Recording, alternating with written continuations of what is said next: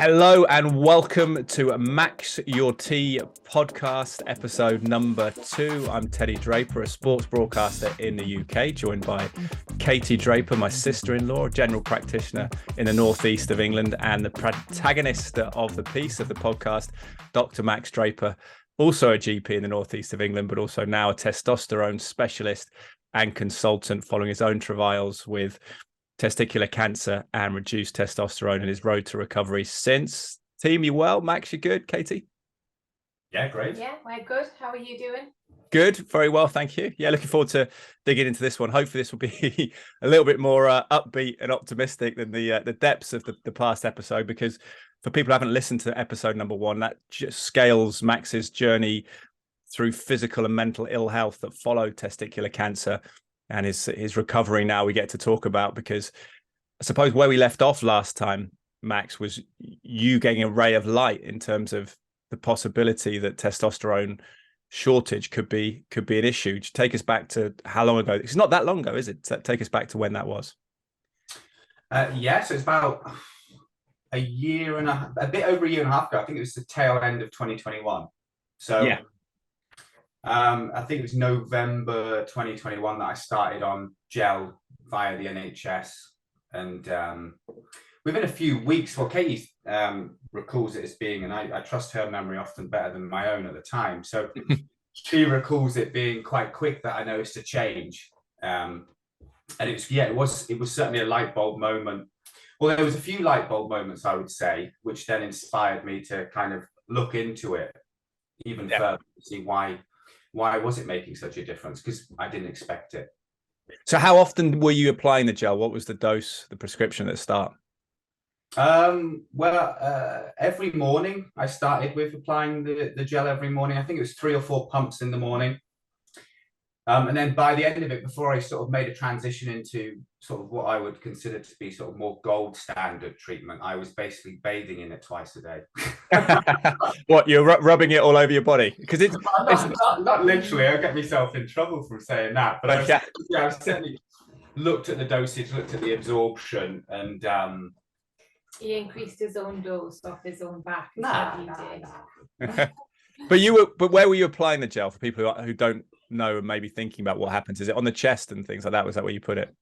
Yeah, well, I think there's a couple of different options, but ideally it's probably less hairy areas. Certainly for women, if they use the gel in the menopause, they're advised sort of hairless areas. It's not so easy with some guys, obviously, because some blokes can be very hairy. I was doing delts, so shoulders, basically anything that can be covered, but you can rub quite easily. So I think I used to do my shoulders and inner thighs was quite a common one as well, because I rarely wear shorts living in the northeast. So yeah. Well, also you get sunburned probably even in the winter in the northeast of England, given your complexion. Yeah. So Katy, what did you notice in those 2 or 3 weeks when he started applying the gels at the back end of 2021? I think the first thing, I think the biggest thing that we noticed very quickly was his exercise tolerance increased, and that feeling, he always described this heavy feeling in his legs, like his legs felt like lead. And I think I said on the last podcast, but he came home from a run and he said, my legs don't hurt, my legs aren't aching. So that was one of the very first things that you said, wasn't it, when you had first started it? Yeah, that was kind of middle of a jog. And I didn't used to do very long jogs. They felt long, but kind of like round the block. Well, it's about 2 kilometers quite often, which in hindsight seems like quite, considering how often I was jogging, it was quite pathetic that I wasn't getting any further. But it was about halfway through, I just noticed I almost got this surge, and it was a positive surge in my legs, and it just felt like they could carry me more effectively, which was really sort of like an uplifting moment, really. And you were only 34, to put that in context as well, weren't you? So there was no way that aging was the issue for energy or basic energy like that. But how important was it for you to be able to feel that that was part of the recovery? Because I suppose like a lot of men, a lot of people use exercise to medicate mental health issues, or just to live normally. I suppose people would say anthropologically we should exercise as part of normal life and normal well-being. Was that sort of just a feel good jolt that gave you in terms of overall recovery? Oh, massively, because I think you're right in saying that. I think more and more evidence comes out, doesn't it, that exercise, or at least moving, is paramount to sort of feeling the best you can, or optimal. So for me, the problem was with low testosterone before replacement was that exercise just wasn't helpful, and it was really tough. And certain little things happened as well that I remember, and now I can look back and think, yeah, that was probably linked into sort of low testosterone and low, and by proxy is in sort of what I mean is as a result of low testosterone. Like I tore my plantar fascia just playing football. And again, tendon health and sex hormones is sort of really relevant. And I just clocked that the other day. I just thought about the other day, and I thought, why did I rupture, partially rupture something that. The other thing was you were getting ill all of the time. Yeah. Now I remember that when he was low testosterone and when he was going through everything, before he started the gel, he was catching everything the kids brought home, and he didn't used to. And again, I didn't think about that last time until recently, because I thought Max hasn't been ill for a while, and I just clocked that the other day. Yeah. Everything the kids brought home, he would get. Yes. Everything. He would get all of the like DMV bugs that we would get. Full-blown fever as well, like a proper really feverish illness. And that was really. And your immune system should have protected you against a lot of that just by experience of your own childhood, right? Is that the theory?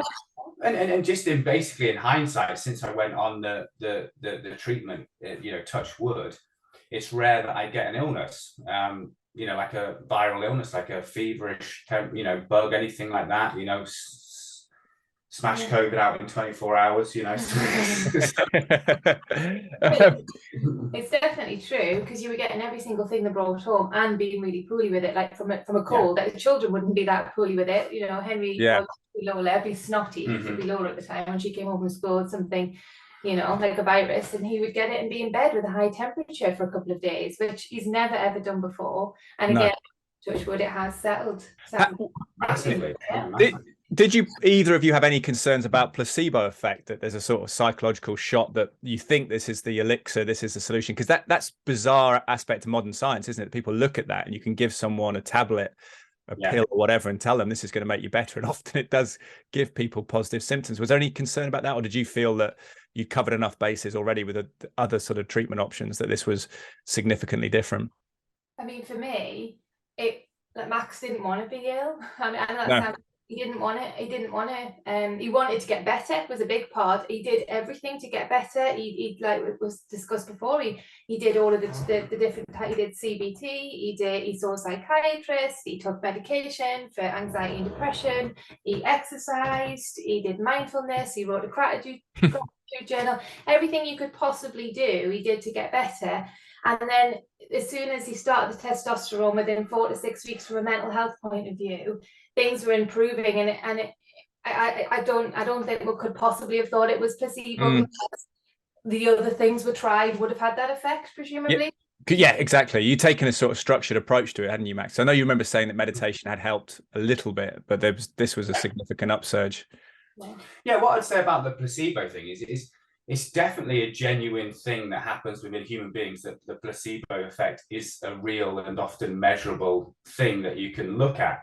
What I would say is that I didn't believe that it would help. Really? No, not really. Well, as I learned more, so from day dot of starting the treatment, and just a little bit beforehand, when I realized that I'd kind of gone into the red zone, as in like eligible for some treatment, I started researching, and I thought it might help in certain aspects of my day-to-day life, not to the effect that it did. But as I went along the journey of TRT, I learned more and more about it, and then kind of almost what I would see a change, or realize a change in hindsight. So, let's say I started sleeping better, I started sleeping more deeply. And so I would research, why is that the case? So it wasn't that I was necessarily researching it to say, this is going to help me here, this is going to help me here. So it's almost like a psychological what's the word, sort of rebound effect that, you know, you actually see it because you believe it's going to happen. It was much more of a, you know, I've had a positive result. Why is Yeah. this? So you were quite neutral and scientific about it. You're observing it as almost as an experiment upon yourself, rather than a kind of someone's told you, because there wasn't anyone telling you in the same way a patient might go to a doctor or give them a tablet that might induce a placebo. You'd actually done your research, but were almost doing it as a trial and error process, like an experiment on yourself. Yeah, well, fortunately for my own sort of career now, is I found it really fascinating. And also it developed this almost rebellious side within me, which was kind of like, why aren't we doing this better? As in within the healthcare system. And if you speak to a lot of TRT doctors, they are quite sort of gobsmacked or confused why it's so badly understood in wider medicine. And so for me, it was kind of quite eye-opening into other avenues of healthcare. But Katy, it's sort of, I suppose, Katy, from your perspective as a general practitioner, it just illuminates the challenge for a GP, right? Because you can't be esoteric expert about every layer of this. But maybe now that, I guess the question is to get the awareness out there that they've become GPs referring to testosterone specialists, just becoming aware of perhaps its prevalence and the challenges it gives men. Yeah, I mean, it's rare in general practice that you'll see testosterone deficiency because we're not testing for it. So that's the problem. The only time that we're testing is when we're investigating men for erectile dysfunction. And that would be when we'd routinely test a man for testosterone deficiency. There's not many other times when you're testing men for it. But there should be. And I think I said last time, I mean, I've had a few patients who presented predominantly with anxiety symptoms and low exercise tolerance, who I have tested for and have found that they've had low testosterone. Yeah. So I think it is about education in general practice for this, because it literally will change men's life if this is what they're suffering with. And I mean, Max is definitely, you've educated people in your practice, and I've took his presentations and shown it to the other GPs in my practice. And that's kind of a way that we all learn things all of the time and try and teach each other different things to try and just make it something that's just a consideration, because I don't think GPs even have it in their head as something to test. Yeah. So what would a GP's response be if Max presented themselves to a regular practice? It would be lack of energy, sleeping a lot, depressive thoughts, very bleak suicidal thoughts at times. Would they have gone to just mental health? Well, that's what happened. Max did see a GP. He saw a GP first, who's a GP that we're friends with, who, you know, a very good GP, didn't do anything wrong, but spoke to Max and diagnosed anxiety and depression. And that's why Max was started on antidepressant medication and anti-anxiety medication. And then why after that we saw a private psychiatrist through a platform called Practitioner Health, which is a platform for healthcare professionals who have mental health problems. Just so it's specific to that, which is really, really good service, that you can see a psychiatrist. And we saw another GP who worked for us. So we saw two independent GPs who both diagnosed severe anxiety and depression is what he was diagnosed with. So nobody tested his testosterone as a routine, and those were two independent practitioners. And if I'd seen Max at the time, I also didn't think, shall we get a testosterone check? It's interesting because you both alluded to the impact and significance of exercise to mental health, and that's clearly the physical connected to the psychological. Is that a broad issue with Western medicine, that we've separated the two, that actually here, when you look at testosterone, the response to a mental health issue is to talk to people, but maybe there is a physiological component as well, maybe that more holistic approach, Max?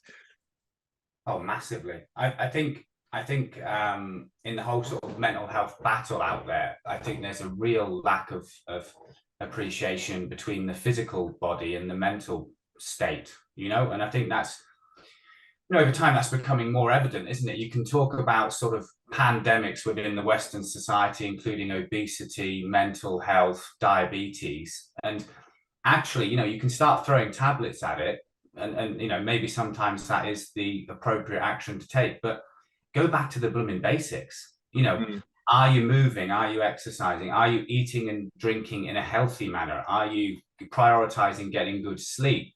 all of these factors, I would argue, actually target the core issue rather than just treating a symptom. So if the core's messed up, if you give me a medication, let's take diabetes, if you give me a medication like metformin, that might help my sugar control, but it doesn't help my, overall unhealthy state that I'm in, because, well, you could argue it does. Metformin is a great drug, so it has other benefits. But, actually, go to the core. Actually, you need to move more. You need to eat more healthily. You need to prioritize sleep. You need to manage your stress. All of these things can sort of have far greater outcomes than just chucking a pill at someone. Yeah. It's interesting for me because obviously as trainees, to become doctors, you did shift work, and I've done shift work for a long time. And the connection between sleep and health, physical and mental, is fascinating. How that's only become really kind of drawn upon and put into the light in the last decade or so, particularly Dr. Matthew Walker from University of Berkeley. I think Why We Sleep is his book, and there's numerous podcasts about that. And he says it's not a pillar, it's a foundation. So it sits below nutrition and exercise as key components of health. What was your relationship with sleep then? And how that changed? Because it was like you were sleeping all the time before you had testosterone replacement, but then you got quality sleep. Is that how you define what will change? Yeah, I would say when I was sort of at my worst before, and what I said last time, I think, was that antidepressants helped me sleep better. I slept more deeply and consistently, but it wasn't sort of feeling very restorative. What I would say that what occurred was I needed less sleep over time, and the quality of the sleep was like night and day. It's quite literally sort of life-changing change in that sense as well. So it felt meaningful when you woke up. You felt a depth of refreshment. Yeah, exactly. It's kind of like when I was waking up before, I didn't feel refreshed, but because I had this sort of unnerving feeling, which you go to sort of the physiology of your morning cortisol versus your testosterone. You kind of get this, if you're low on the testosterone, the balance is out. Well, this is how I see it anyway. So you have this sort of, you're knackered, but you can't go back to sleep. So you have an anxiety surge, adrenaline. Yeah. There's no sort of counterbalance for that in essence. And to go back what you were saying about the core, the core foundations of health, as a testosterone doctor, it's kind of like, I consider testosterone or hormonal health to be one of the foundations, but don't ignore the other foundations of your life. Yeah, and it's difficult if the testosterone actually helps you then get that foundational sleep, Katy. What did you notice in that? Because I guess it was probably a relief that he wasn't sleeping 16 hours a day and napping in the back of his car or whatever he was doing in that period. The sleep came more slowly, I would say. The improvement in his sleep, that didn't happen in the first few weeks as such. You did find it would progressively got better, as in the quality of sleep he was getting at night. Because I think what was happening when he was at his worst was I could hear him. He was up frequently in the night. So at this point, both had a 5-month-old baby. So I ended up making my room of beds and sleeping in the bed with Lola and Henry. Try and give Max. So your sleep was suffering as well, clearly. Oh, absolutely. Yeah. So I wasn't sleeping anyway, but not sleeping, like new another baby not sleeping. So I was exhausted too, but not to the level that Max was. It all sounds very self-involved, doesn't this podcast? For me, it's just let's talk about me. And she was like, but that's the problem with all sorts of therapy, whether it's psychological therapy or testosterone replacement therapy.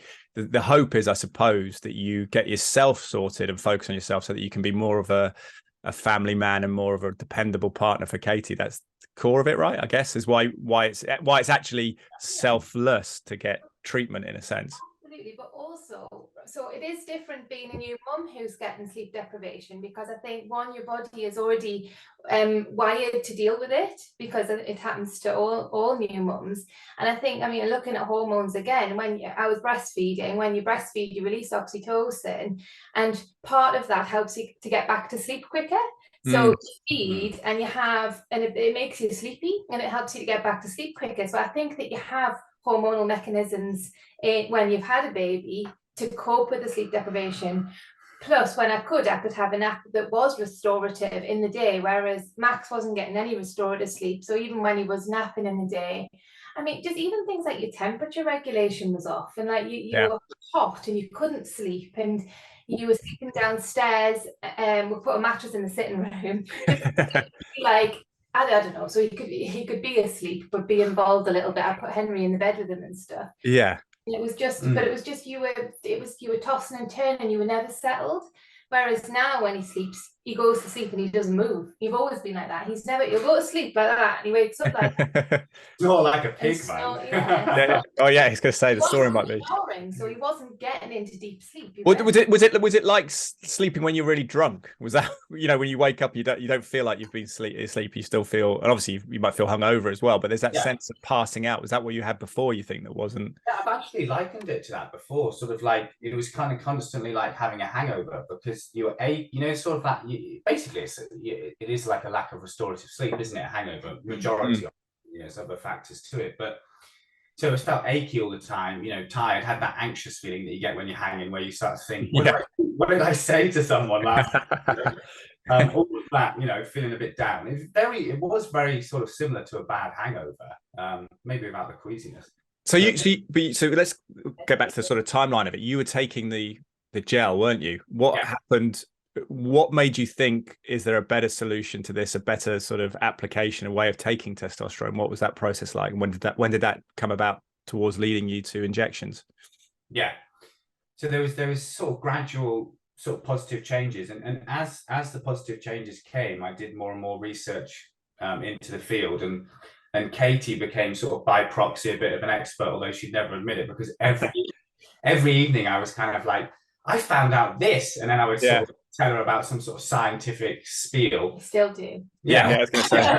It's like our dad with selenium before or selenium, some people call it. Yeah, a bit of an obsessive trait, really. But I eventually, it wasn't long before I realized that perhaps the gel wasn't the best option. It was probably within maybe 6 months of it that I kept seeing that, but because I was improving, I wasn't too fussed about changing it rapidly. I kept seeing, and a lot of the stuff I absorb is from America, because obviously they're quite, you might not agree with everything the way they do TRT completely, but a lot of them are really good TRT doctors over there because they've got a lot of experience. So I kept seeing, they're quite what's the word? So derogatory towards the gels, and they kept saying it. And then I started to learn a bit more about, well, what's the issue with the gel? And then I came to sort of the conclusion that there are better ways to do it. And then it was a case of finding someone who would give me that option, really, because it wasn't available through the NHS, basically. And this is where you found Alphagenics, was it, as a customer? Yeah. Well, I went down a couple of different, I sort of spoke to a different clinic before that, and that wasn't really an option. And then I randomly came across Alphagenics because it is quite a new company. And then the ball got rolling from there, and that was about 8 months ago, something like that. 8 months ago, yeah. You can get injectable forms of testosterone though through the NHS because you were offered Testosterone, but it's just not as frequent as you wanted to. He wanted to microdose his testosterone so that he wasn't getting peaks and troughs. To mimic what natural body would do, is that right? More similar to how you body. Yeah, not completely mimic the natural body. You can never, I mean, to be fair, there is no way of absolutely mimicking the way the body produces testosterone with TRT. What you want to kind of avoid is peaks and troughs. You want to have fairly consistent levels of testosterone in the blood. So I'm not a huge fan of the long-acting injections that the NHS uses for various reasons. So that became apparent from my own research that, probably the best way of doing it is either a sort of higher strength cream, if you're not worried about transference to other people, and or a regular injection. So that doesn't have to necessarily be daily, but fairly frequent injections is probably the way to go. So Katy, that's an interesting one, isn't it? The gels and the creams, that's an issue for family members, isn't it? Because you and the kids could be getting big jolts of testosterone if you give him a cuddle. Yeah, exactly. So you had to make sure, it's also a hassle to use, to be fair, because you have to, you got up to 8, 9 pumps, 10 pumps a day. 8? That's the BNS maximum. All right, What's a pump? A pump's a squeeze, is it? Of the it's like a can in a canister, and it's okay. just a squeeze of it. So it's not even like that reliable, the amount you would get. And when you're running out, you know, the pumps wouldn't be the same size. And you know, he's quite obsessive, so everything had to be seen. But he would use it. So yeah, you do the pumps and rub it in, but you'd have to wait for quite a long period of time for it to sink in, like 20 minutes. Longer. Or was it 40 minutes? How long? I can't remember, but it's not. Even then, you would still feel a bit sort of unnerved about letting your kids touch the area. So he'd do it in an area that you could then put a t-shirt on, or like you said, outside, so he could put his trousers on. But he'd have to get up early in the morning to apply it, and he'd sit with his trousers off and putting the gel on his leg, and then he'd not let anybody touch him. He'd have to wash his hands, because otherwise anybody, you know, he's seeing patients and things, and he'd have to wash his hands. Hands were clean, so he wasn't going to transfer it to everyone. He'd have to sit there for half an hour while he had his breakfast, and he does not like getting up early. Wait for it to sink in before he could then put his trousers on and then get on with his day. So it's quite like a involved process. It's not easy. Whereas with the injections, obviously, you just inject and you're done. 2 seconds, and they're tiny, tiny little needles. You know, you get used to them quickly. It's not particularly painful, is it? They're tiny needles. Max wanted to microdose, but so in the NHS provide Testosterone, which is like a longer acting testosterone, but you do it like every couple of weeks, don't you? So yeah, Testosterone is not to get too complicated. It's a blend of 4 different esters of testosterone, and ester is basically what you bind the testosterone to, so it's not immediately metabolized by the body. Testosterone by name is sustain. You know, it's the idea to give you kind of like a steady release, because it's got 1 quick acting one, 2 middle, and 1 longer acting. Okay. So it's kind of the idea is you would inject that every 2 to 3 weeks. Nebido is the alternative, which is undecanate, which is I think it's undecanate, isn't it?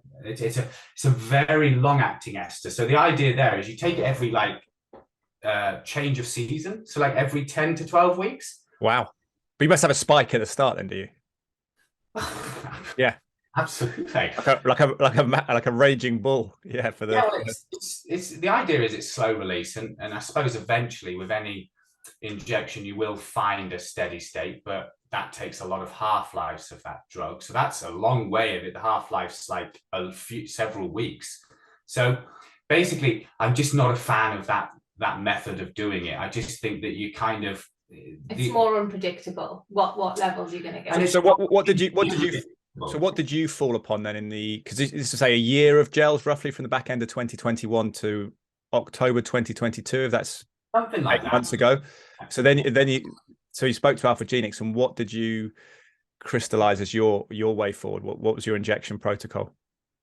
Yeah, so my preference was to use something called testosterone cypionate, which you can inject into your belly fat or your muscles. You know, it seems like all the testosterone injections were basically designed to be done into the muscle, but actually there's decent evidence that subcut, so into your belly fat, is actually very similar. You know, and if you can tolerate that, then it's a very good option. Well, painful, is it? It might sting a little bit, but it's not sort of unmanageable, I would say. Not even that off-putting, is it really? I mean, at the end of the day, if it makes you feel great, then you're going to do it. And I always say, well, think of a diabetic. How often do they have to inject it? You know, and so compared to then, I'm on easy street. And you feasibly you can just inject for the rest of your life without any problems with the injections for your skin or anything like that.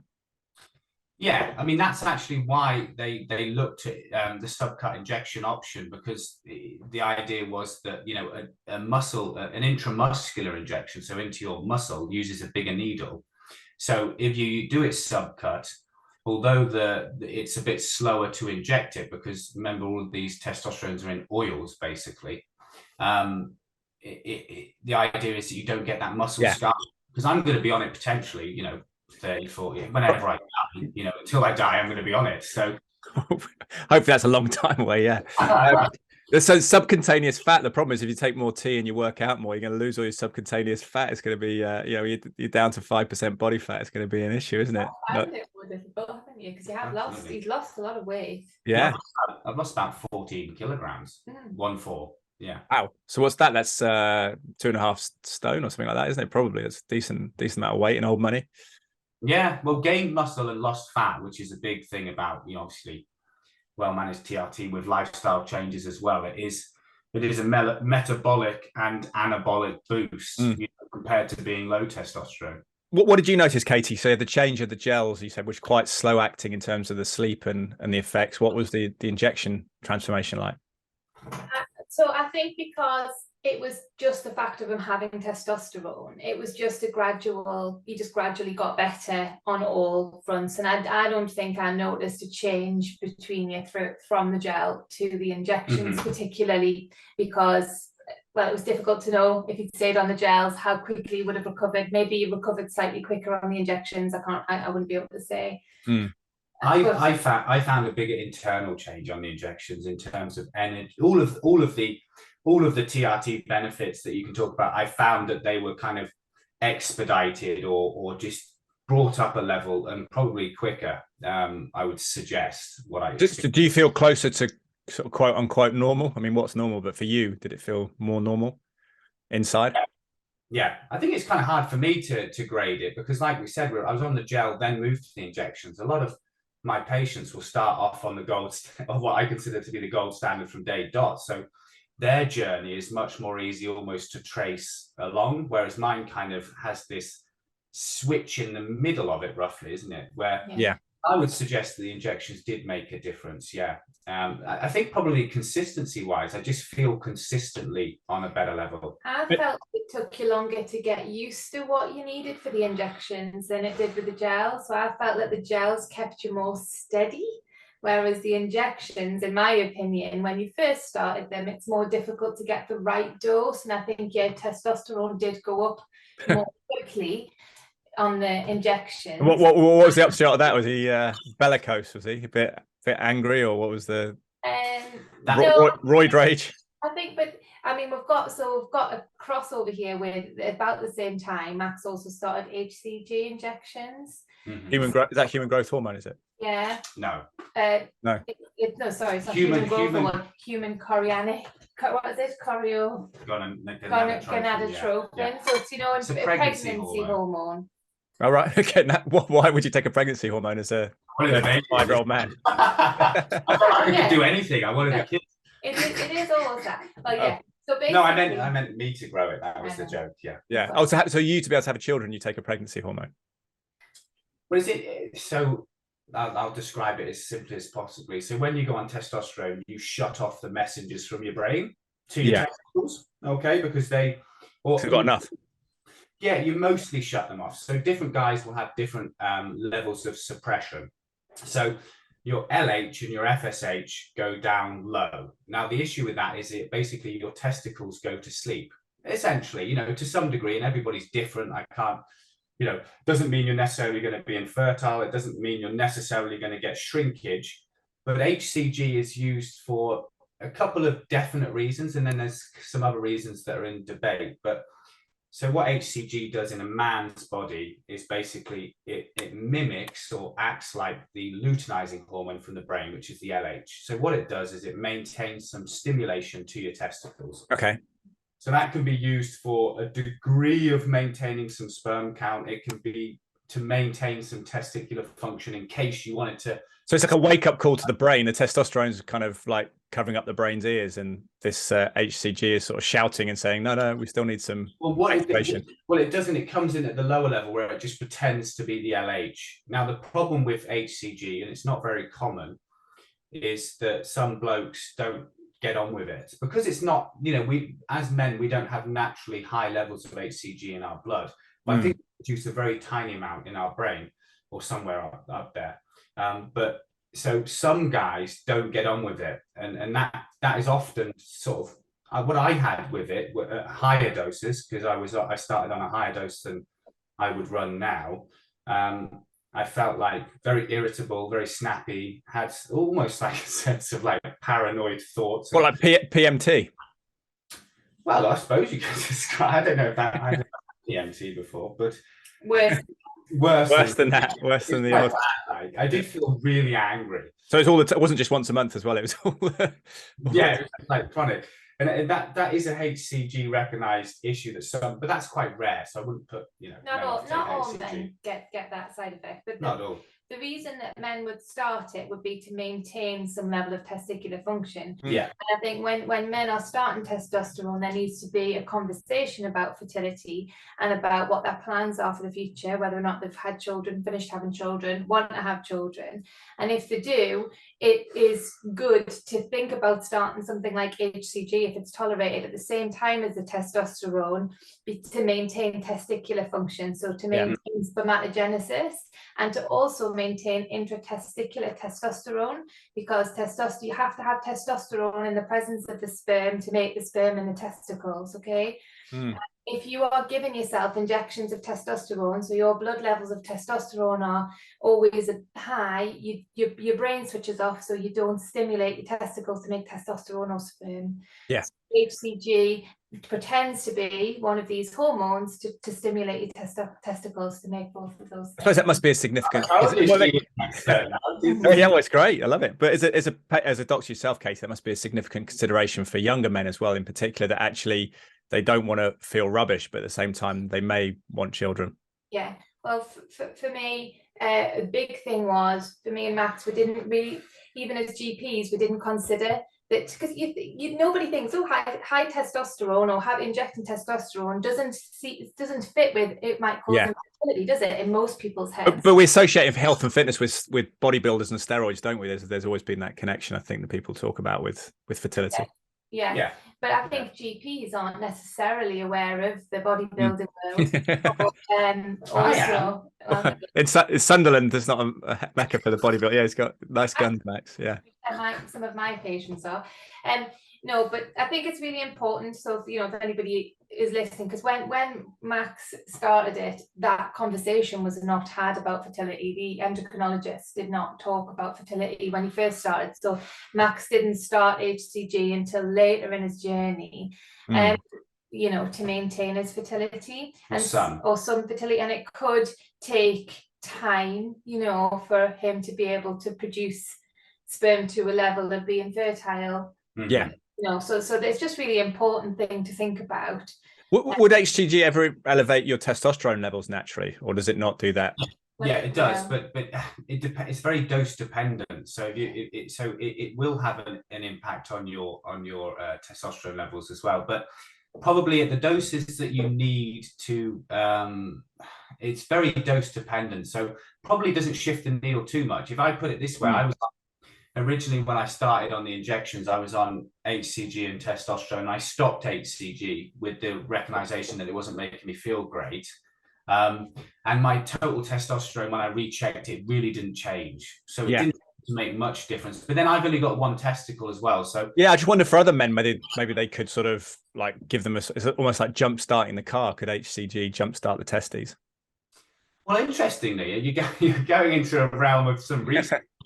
So if a bloke is low on testosterone but wants to have a kid, so what do you do then? As in, you don't want to necessarily reduce their sperm count. So there is a guy, Dr. Lipschutz, I can't remember his name exactly, but so there's some regimes where you use things like high doses of HCG and something like Clomid to elevate hormone levels but maintain sperm count. So even there are regimes where you can go on TRT, so you go on testosterone replacement, that's going to suppress your own brain messengers.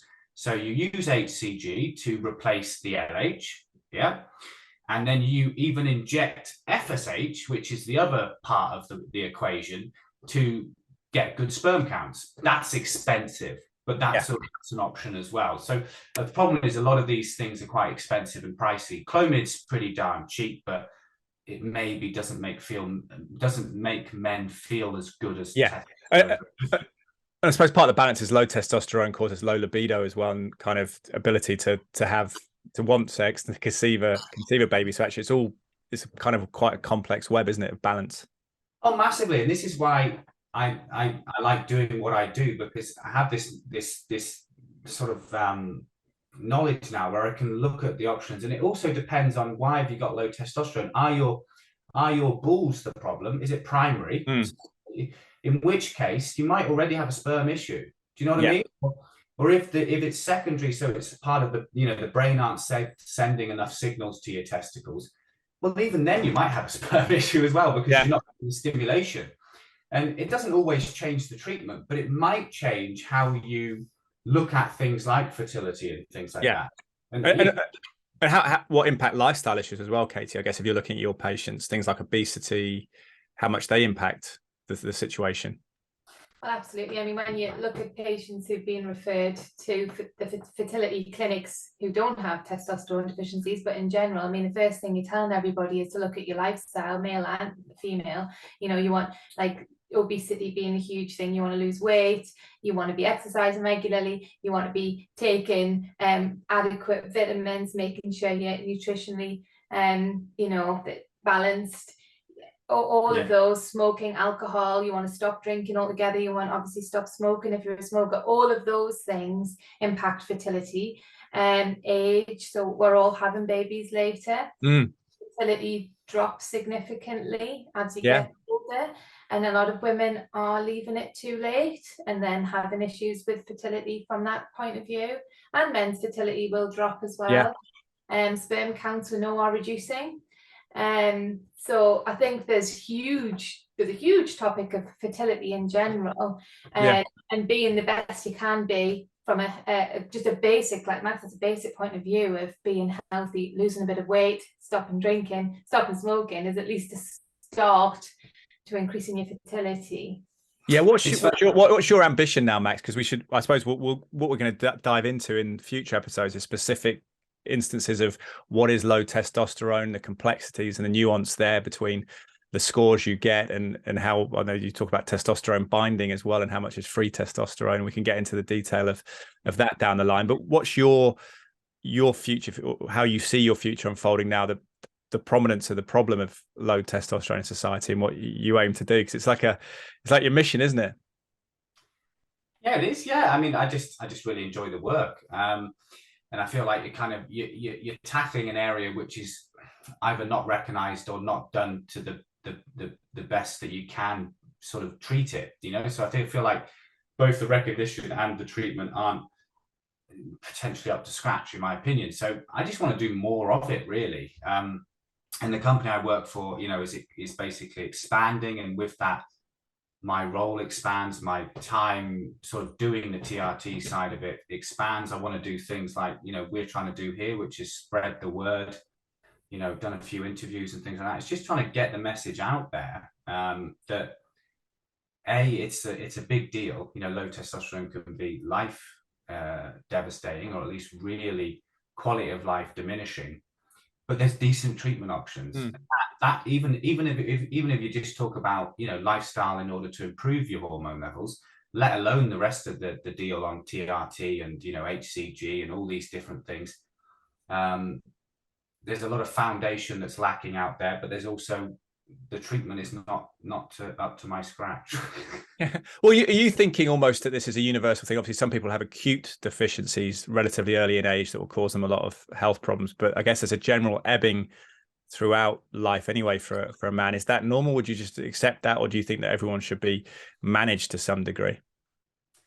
It's really interesting because there was I won't go too long. There was a study on and it basically the question was, does testosterone have to decline with age? And actually what was more commonly, or what was more proportionately linked, was BMI and VO2 max. Okay. So the age wasn't the main factor. It was the fact that the people, it was more commonly linked to an elevated BMI is almost like inversely proportional to your T. So the bigger you are, often the lower your testosterone. And the fitness as well was more linked. So actually age wasn't the problem, or age as we get older. It just so happens that people tend to get fatter as they get older and less active. That's interesting though, because cardio is VO2 max is cardio fitness, whereas actually you often associate weightlifting with testosterone. So that's quite an insight.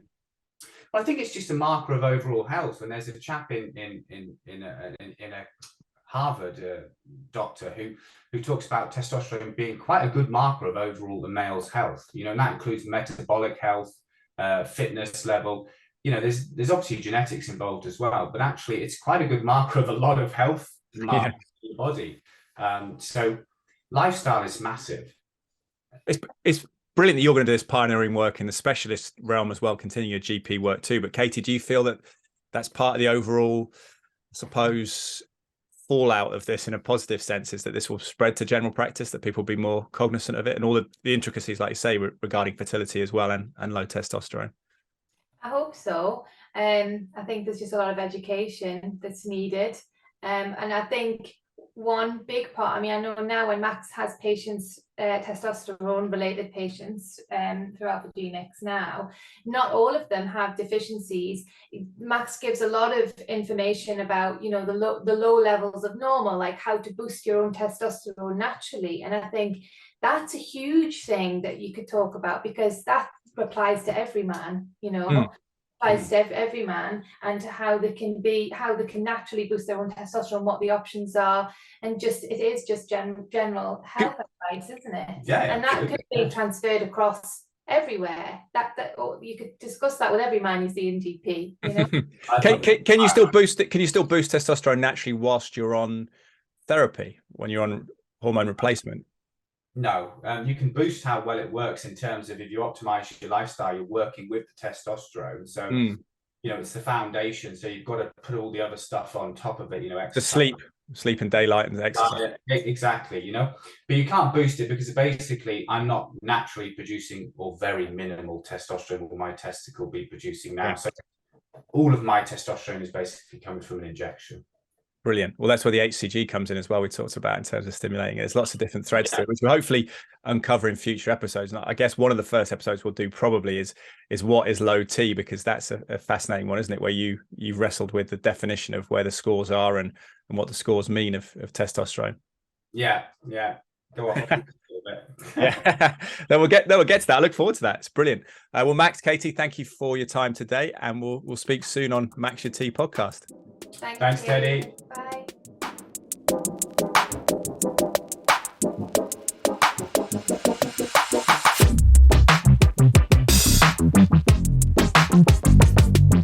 Bye.